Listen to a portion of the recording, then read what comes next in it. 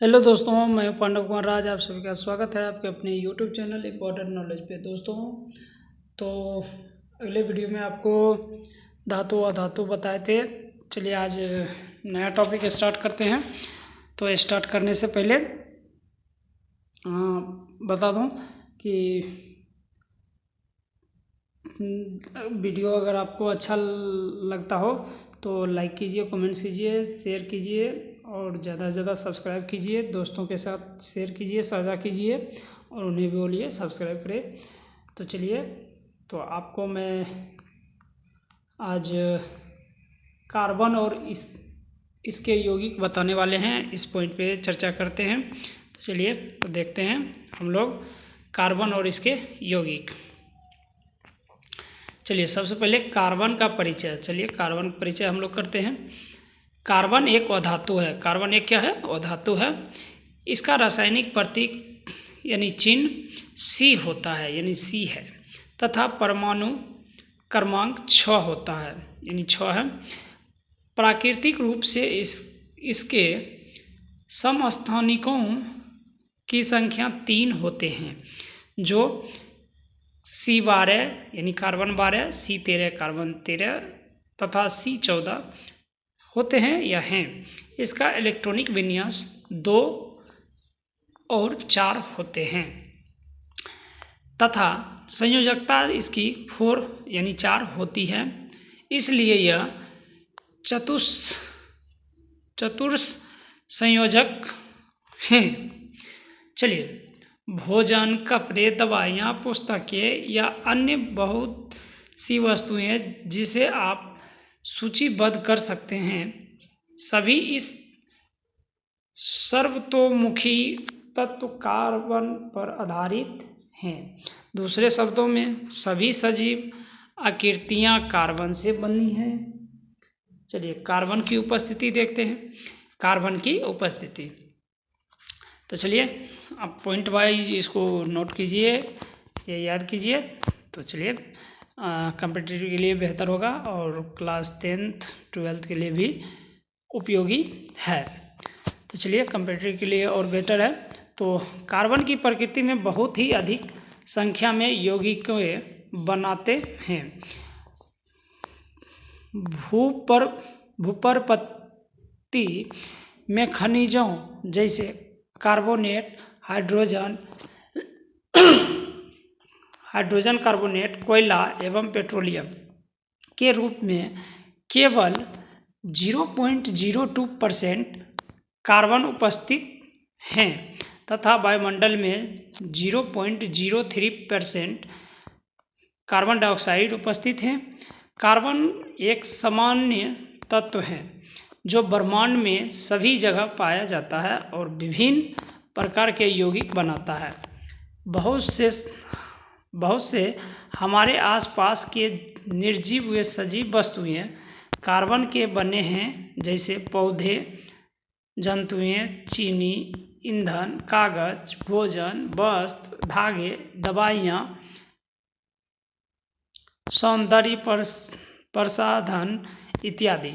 ये सभी कार्बनिक यौगिक हैं जो या तो पौधे से या जीवों से प्राप्त होते हैं। कार्बनिक यौगिकों के रसायन शास्त्र को कार्बनिक रसायन के नाम से जाना जाता है। यानी जिस शास्त्र में साइंस के जिस शास्त्र में यौगिक कार्बन के बारे में जानते हैं, तो कार्बनिक यौगिकों के बारे में जानते हैं, तो उसे कार्बनिक रसायन साइंस बोला जाता है। तो चलिए, कार्बन के अपरूप। अब कार्बन के कुछ अपरूप हैं, तो चलिए देखते हैं कौन कौन सी होती है। अपरूप यानी किसी तत्व के वे विभिन्न रूप जिनकी भौतिक गुण तो अलग अलग होते हैं परंतु रासायनिक गुणधर्म समान होते हैं, वे उस तत्व के अपरूप कहलाते हैं। तो यहाँ जो है, आप समझ गए, गुण अलग अलग होंगे लेकिन रासायनिक गुणधर्म सबका एक ही होगा, तो एक ही समान होगा, तो वो तत्व जो है उसके अपरूप कहलाते हैं। कार्बन के 3 अपरूप जो अच्छी तरह से ज्ञात हैं वे हैं ग्रेफाइट, हीरा और बकमिनिस्टर।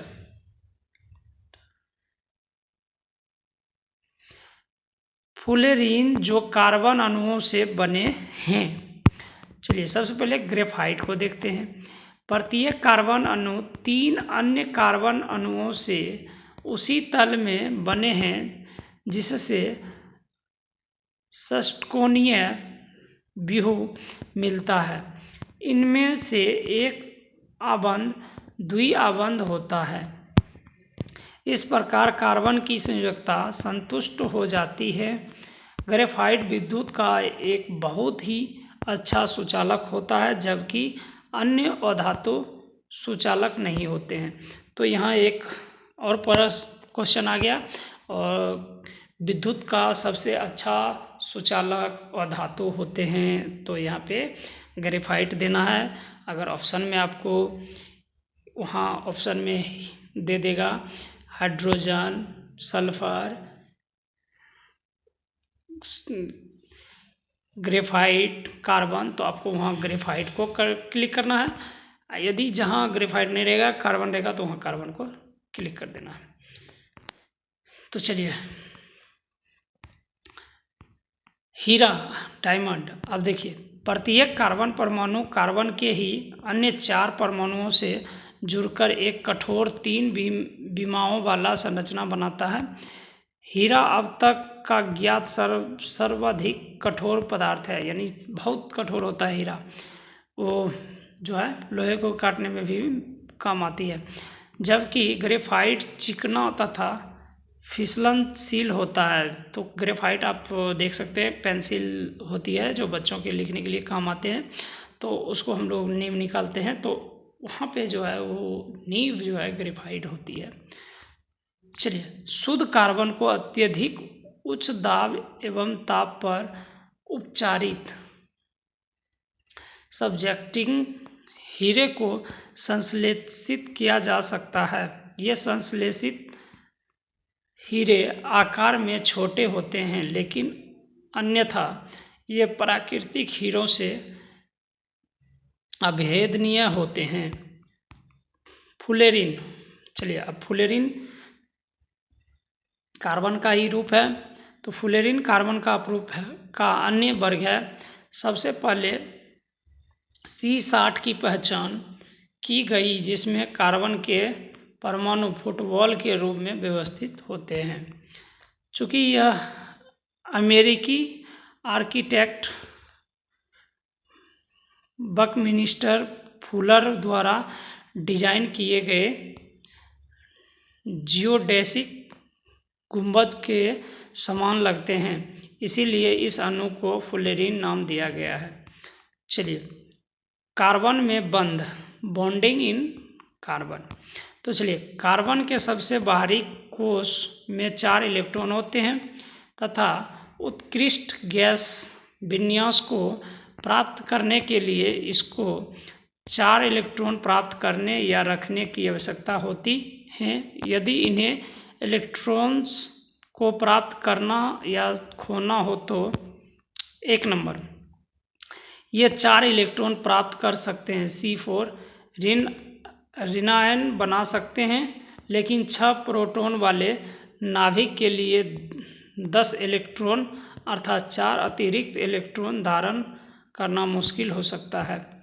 चलिए दूसरा देखिए, ये 4 इलेक्ट्रॉन खोकर C4 प्लस, यहाँ माइनस है यहाँ प्लस है, यानी कि जब देगा तो आपको प्लस आएगा, जब लेगा तो अब माइनस आ जाता है। तो धनायन बना सकते हैं, लेकिन 4 इलेक्ट्रॉनों को खोकर 6 प्रोटॉन वाले नाभिक में केवल 2 इलेक्ट्रॉनों का कार्बन धनायन बनाने के लिए अत्यधिक ऊर्जा की आवश्यकता होगी या होती है। इन दोनों ही स्थितियों में कार्बन के साथ समस्या है, अतः कार्बन इस समस्या का निवारण अपने संयोजी इलेक्ट्रॉन की साझेदारी खुद कार्बन से या अन्य परमाणुओं से कर पाता है। तो कार्बन ही नहीं अन्य तत्व के परमाणु भी इस प्रकार साझेदारी कर यौगिक बनाते हैं। चलिए रासायनिक बंध, तो रासायनिक बंध क्या होता है थोड़ा देख लेते हैं। केमिकल बॉन्ड, तो किसी यौगिक में तत्वों के परमाणुओं के बीच लगने वाले बल से बनने वाले आबंध को रासायनिक आबंध कहते हैं, यानी कि रासायनिक बंध कहते हैं। रासायनिक आबंध दो प्रकार के होते हैं, एक आयनिक आबंध यानी आयनिक बॉन्ड, वह आबंध जो इलेक्ट्रॉनों के पूर्णतः स्थानांतरण के द्वारा होता है, आयनिक आबंध कहलाता है। उदाहरण के लिए देखिए Na++Cl- ये बनाता है NaCl। दूसरा देखिए सहसंयोजी आबंध, कम्वैलेंट बॉन्ड, तो वह आबंध जो दो परमाणुओं के बीच इलेक्ट्रॉनों के एक युग्म की साझेदारी से आबंध बनाता है, संयोजी आबंध कहलाता है। जैसे यहाँ देखिए संयोजी आबंध के प्रकार, अब संयोजी आबंध के भी प्रकार होते हैं। संयोजी आबंध के प्रकार, टाइप्स ऑफ कोवैलेंट बॉन्ड, तो संयोजी आबंध के 3 प्रकार होते हैं। नंबर ए, एकल संयोजी आबंध सिंगल कोवैलेंट बॉन्ड, दो परमाणुओं के बीच एक एक इलेक्ट्रॉन के युग्म की साझेदारी से बनने वाले संयोजी आबंध को एकल आबंध कहते हैं। यह दो अणुओं के बीच एक रेखा द्वारा इसे प्रदर्शित किया जाता है, जैसे कि आप यहाँ देख रहे हैं। उदाहरण में देखिए H यानी H2 का है तो सिंगल बॉन्ड दोनों को है, Cl2 तो C दोनों के बीच सिंगल बॉन्ड है, Br2 तो Br सिंगल, बीच में सिंगल बॉन्ड है, यानी माइनस का जो चिन्ह है तो बॉन्ड है यहाँ पे। चलिए हाइड्रोजन परमाणु के बीच एकल बॉन्ड आबंध, उसी तरह क्लोरीन के बीच, ब्रोमीन के बीच। तो चलिए हम लोग आगे बी को देखते हैं। द्विसंयोजी आबंध, डबल कोवैलेंट बॉन्ड, दो परमाणुओं के बीच दो इलेक्ट्रॉनों की साझेदारी से बनने वाले संयोजी आबंध को द्वि आबंध कहते हैं। इसे दो परमाणुओं के बीच दो छोटी रेखाओं यानी इक्वल टू बराबर से प्रदर्शित किया जाता है। जैसे ओ और ओ के बीच डबल बॉन्ड है, यानी ऑक्सीजन से ऑक्सीजन के बीच द्वि आबंध होता है। ऑक्सीजन परमाणुओं के बीच द्वि आबंध होते हैं, याद रखना आपको, क्वेश्चन भी पूछ सकता है। तो ऑक्सीजन से ऑक्सीजनों के बीच कितने बंध होते हैं, तो द्वि बंध होते हैं। चलिए सी नंबर हम देखते हैं। त्रिसंयोजी आबंध, ट्रिपल कोवैलेंट बॉन्ड, दो परमाणुओं के बीच 3 इलेक्ट्रॉनों की साझेदारी से बनने वाले आबंध को त्रि आबंध कहते हैं। यह दो परमाणुओं के बीच 3 छोटी रेखाओं, इस तरह आप देख सकते हैं, द्वारा दर्शाया जाता है। जैसे N2 तो इसके N और N से, तो इसके देखिए बीच 3 आबंध दिया है। नाइट्रोजन से नाइट्रोजन, यानी नाइट्रोजन के बीच त्रि आबंध। संयोजी आबंध बनने वाले यौगिकों के गुण, तो संयोजी आबंध बनने वाले यौगिकों के गुण देखते हैं। संयोजी आबंध बनाने वाले यौगिकों के अणुओं के बीच प्रबल आबंध होता है। प्रबल मतलब मजबूत होता है।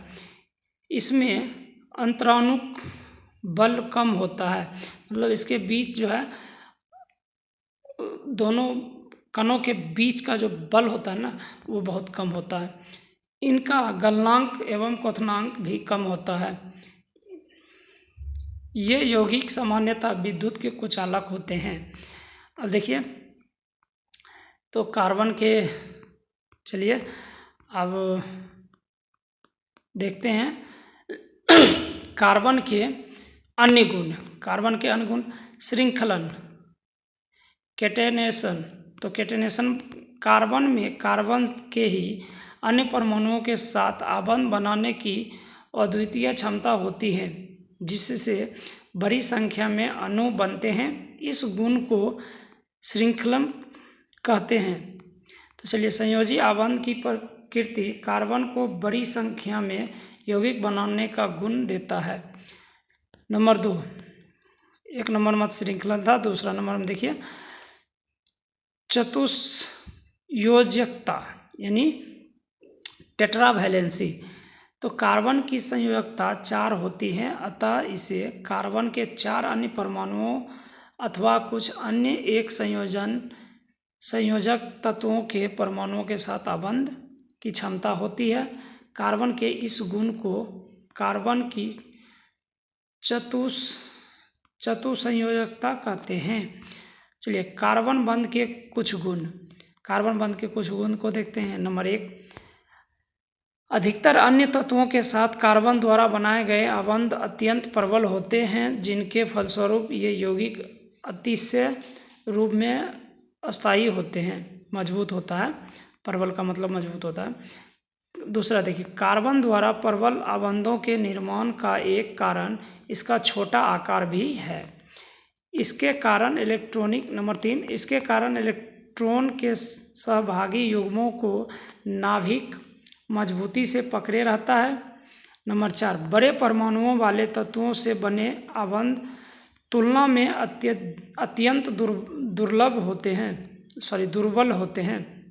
दुर्बल मतलब होता है कमजोर। कार्बन द्वारा बने यौगिक और अन्य दूसरे परमाणुओं द्वारा बने यौगिक में अंतर। तो चलिए देखते हैं। कार्बन द्वारा प्रबल आबंधों के निर्माण का एक कारण इसका छोटा आकार भी है। इसके कारण इलेक्ट्रॉन के सहभागी युग्मों को नाभिक मजबूती से पकड़े रहता है। बड़े परमाणुओं वाले तत्व से बने आबंध की तुलना में अत्यंत दुर्लभ होते हैं। कार्बन द्वारा बड़ी संख्या में यौगिक निर्माण होते हैं।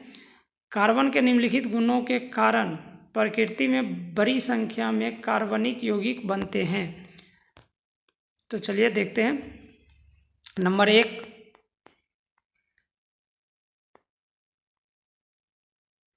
संयोजी आबंध का बनाना, फॉर्मिंग कोवैलेंट बॉन्ड। सहसंयोजी